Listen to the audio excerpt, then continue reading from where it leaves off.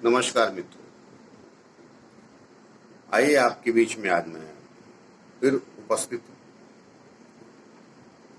तो जैसा कि हमारी आपके बीच में संवाद, तो खैर कहना ठीक नहीं, कह तो मैं ही रहा हूँ। तो हमारे आपके बीच में जो कनेक्टिविटी बनी है उसको आगे बढ़ाते हुए, जैसा मैं पिछले वीडियो में शनि राहु की चर्चा करता आया हूँ, तो आप लोग सोच रहे होंगे कि अब राकेश सिंह ज्ञान तो दे रहा है मगर ये शनि राहु की बात ज्यादा कर रहा है। तो आइए आज नए ज्ञान की तरफ चलते हैं और उसके आगे फिर चलते रहेंगे, ज्योतिष शास्त्र और अध्यात्म से जुड़ते रहेंगे और बढ़ते ही रहेंगे। लेकिन मैंने कुछ पीछे भी गलत नहीं कहा है, तो क्या हमारे मित्र भी अटका देते हैं बात। हाँ, उनकी बात से याद आया मुझे। अब पिछले वीडियो में मैंने कहा था विवादित विषय जाना नहीं चाहता। चलिए, उन्होंने किसी मित्र ने फोन करके पूछ लिया, तो आइए एक मुश्किल से 30 सेकंड 40 सेकंड लूंगा आपका, तो वो भी बता देता हूँ ताकि बात अधूरी न जाए। तो उन्होंने बोला कि आपने ये तो कहा कि मकर राशि में शनि आता है तो परेशानी खड़ी करता है, मगर आपने डेट तो बताई नहीं मकर राशि में आया कब। कहाँ, ये भी बात सही, वो शायद मैं भूल गया हूँ।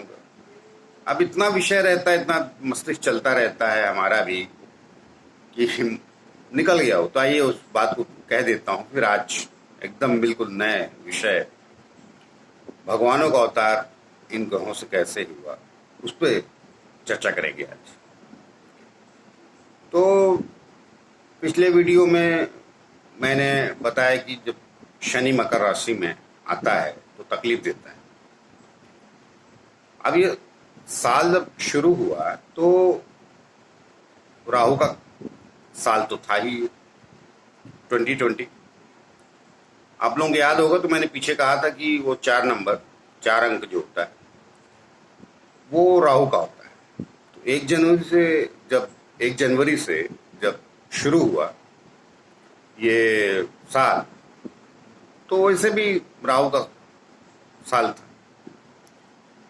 फिर 24 जनवरी 2020 को जब शनि महाराज का प्रवेश हुआ मकर राशि में, जिसको मैंने पृथ्वी तत्व भी बोला था, तो वहां से इसका विस्तार हो गया। और प्रदूषण पहले से था इस धरती पे ज्यादा। हमने कहा ना, हमारे महान लोगों ने 28-30 सालों में इस धरती को क्या से क्या बना डाला। उनके बारे में बात करता हूं तो कई लोगों को बुरा भी लगता है, खासतौर पर हमारे कुछ मित्रों को लगता है। अरे भाई, मैं सही कह रहा हूं।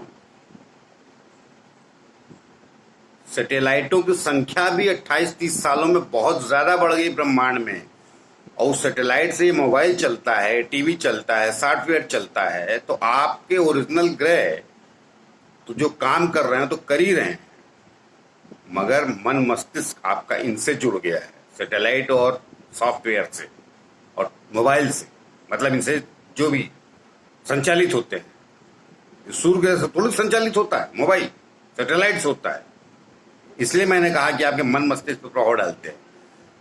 लेकिन आपके जीवन की जो घटनाएं हैं जिस उन ग्रहों से ही संचालित होंगी। आपको कब क्या मिल रहा है वो ही निश्चित करेंगे।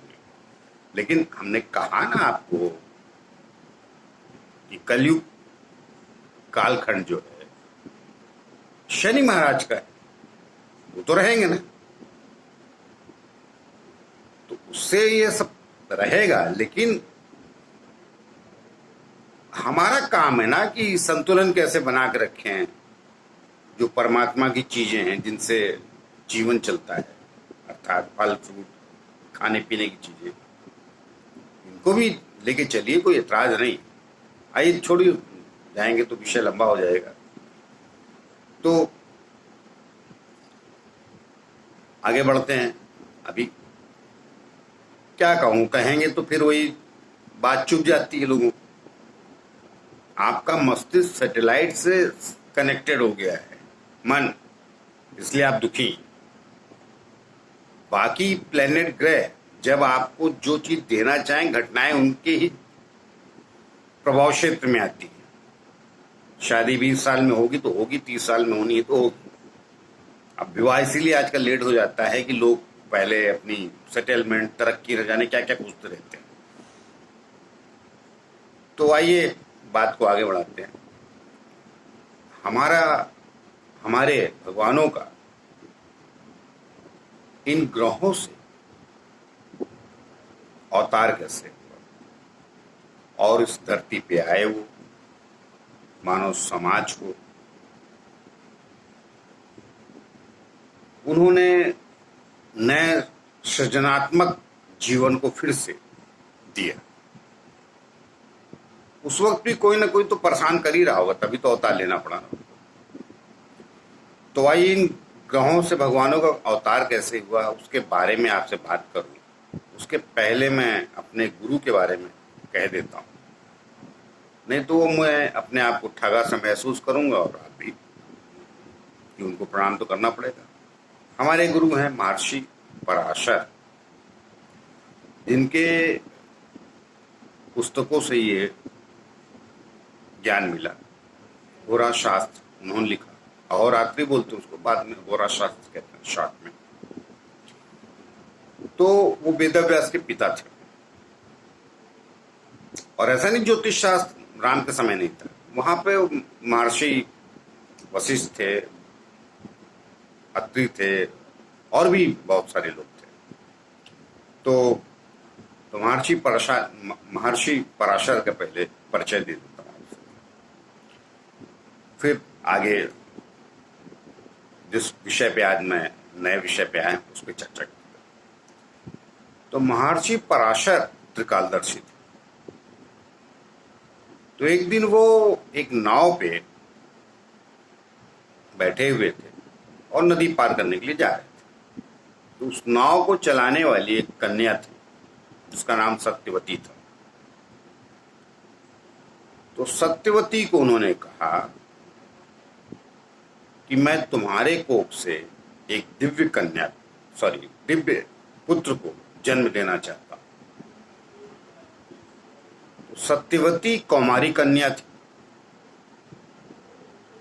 तो डर गई, बोली ऋषि मैं तो कुंवारी हूं। तो महर्षि पराशर ने बोला कि क्या मैं नहीं जानता, मैं तुम्हारे बगैर कौमार को भंग किए हुए एक पुत्र दूंगा। तो सत्यवती का एक नाम मत्स्य कन्या भी था। मत्स्य कन्या इसलिए बोलते होंगे वो कि वो सुगंध आती थी मछलियों की उसके बदन से, या दुर्गंध जो भी कह लीजिए आप। तो महर्षि पराशर ने बोला कि मैं बगैर तुम्हारे कौमार को भंग किए एक दिव्य संतान तुम्हारी कोख से संसार को देना चाहता हूं। तो वेदव्यास का जन्म सत्यवती के कोख से, और वो दिव्यता, और जब उनका जन्म हुआ तो वो सत्यवती भी दिव्यता को प्राप्त हो गई। अर्थात वेदव्यास का जब जन्म हुआ तो वो सत्यवती भी दिव्यता को प्राप्त हो गई। वो मत्स्य कन्या से सुगंध कन्या बन गई। कई जगह जोजन कन्या भी बोलते हैं। तो जोजन कन्या का मतलब अपने यहाँ वर्तमान में 1.5 किलोमीटर निकाल लीजिए, 1 किलोमीटर निकाल लीजिए। तो वो जब बाद में वेदव्यास के जन्म के बाद वो सत्यवती जब कहीं से भी आती तो 1 किलोमीटर पहले से सुगंध आने लगती उसके बदन में, फूलों की, मतलब अनेक सुगंध, तो सुगंध ही होती है। तो ये हमारे ऋषि पराशर, उनके पुत्र वेदव्यास जो सत्यवती के कोख से जन्म लिए। और आजकल हमारे वर्तमान के वैज्ञानिक टेस्ट ट्यूब बेबी बना के बड़े खुशहाल दिखते रहते। क्या छोड़िए उनका विषय, देखो कहीं के सब। तो हमारा ज्ञान बहुत उच्च कोटि का है। हमें तकलीफ ही हो गई, हमें गुस्सा इसलिए आता है कि हम बहुत उच्च कोटि के लोग हैं भारत के, और हम फॉलोअर हो गए किसी और पश्चिम के, इसलिए हमारा ये हाल है। खैर आइए उस बात को छोड़िए। तो सत्यवती का आगे चल के विवाह शांतनु से। शांतनु वो हैं जिनका पहला विवाह मां गंगा से हुआ था, जिनके 7 पुत्रों को मां गंगा ने ही जल में प्रवाहित कर दिया, 8वां पुत्र रह गया। तो सत्यवती से प्रेम हो गया शांतनु को, तो उनके सत्यवती के पिता ने शर्तें रखी। तो जो शांतनु को मंजूर नहीं थी, लेकिन बाद में देवव्रत ने, जो गंगा शांतनु और मां गंगा के पुत्र थे 8वें देवव्रत, उनको समझ में आई, तो उन्होंने प्रतिज्ञा ली, भीष्म प्रतिज्ञा, अपना पिता का विवाह कराने के लिए सत्यवती से। तो वो भीष्म के रूप में जाने गए।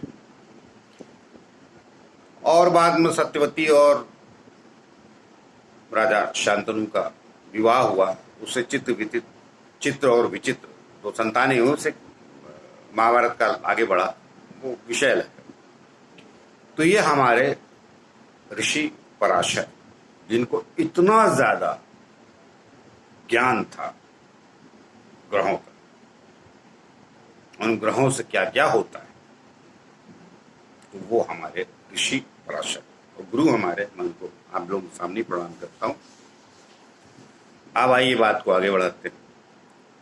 तो हमारे भगवानों का जो अवतार हुआ वो भी इन ग्रहों से ही। तो सूर्य से भगवान राम का, चंद्रमा से भगवान कृष्ण का, मंगल से भगवान नरसिंह का, बुध से भगवान बुद्ध का, गुरु से भगवान वामन का, शुक्र से परशुराम का, शनि से कूर्म अथवा कछुए का, कूर्म को कछुआ भी बोलते हैं, शनि से, राहु से वाराह, और केतु से मत्स्य, मत्स्य को मछली बोलते हैं। तो इस एक वीडियो में पूरी बात हो नहीं पाई, तो अगले वीडियो में मैं मिलता हूं, तो इसको विस्तार से इन भगवान के कार्यकलापों को और उनके कारण को मैं अगले वीडियो में बताता हूं। और ये सब धर्म की रक्षा के लिए ही अवतार लेते हैं ग्रह, सॉरी माफ कीजिएगा, भगवान, लेकिन होता ग्रहों से। तो आइए अगले वीडियो में मिलते हैं, उसी बात को अगले वीडियो में विस्तार से चर्चा करते हैं। नमस्कार।